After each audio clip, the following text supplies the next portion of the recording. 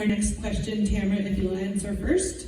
How will you ensure transparency and accountability within the city departments? Ooh, that's a loaded question for me, isn't it, Annie? Well, gee, transparency. It's interesting because of my personal experience is what brought me into this realm. And so I think that the transparency that's lacking there needs to be corrected, first of all. Right now, we've got no transparency. We don't have any accountability. And when you do stand up to say, hey, you can't do that, you get gavelled after the meeting, or as in some cases, during the meeting. And so anyway, I think that it comes from the top. I think that there's honesty and integrity and accountability and transparency from the top. That's a good start. I've experienced a lot of things that have been passed recently in the past few years against the community's wishes. I've seen a lot of things that people aren't aware of that have been passed that take away our constitutional rights, which I think is a problem. I've seen leaders do things against the public, point blank, without a blink of the eye. And I think that as a mayor, you're supposed to serve the people, not rule over them. And so I would like to talk with our constituents and have open meetings where people can have a voice and the community members can talk with their ward people without having to make a phone call.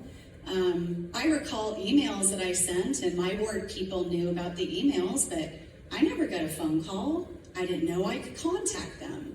So I think education for the people and knowing that they're allowed to do this would be a start.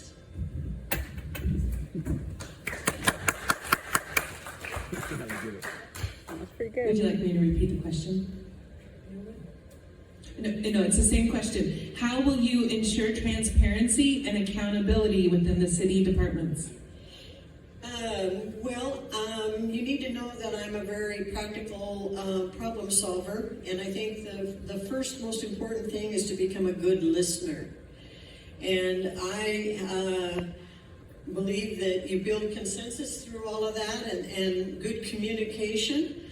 And actually my training from that when I was in college was pre-law contract negotiation.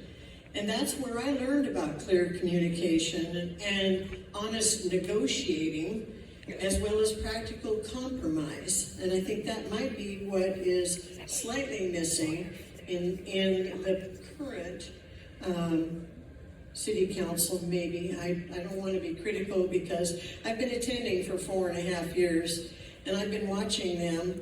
I started going because of my past experience, and I wanted to know what was going on in my community. And quite frankly, I've got to know all of the city council members, and occasionally I have offered my advice, and they have been very gracious to me the entire time.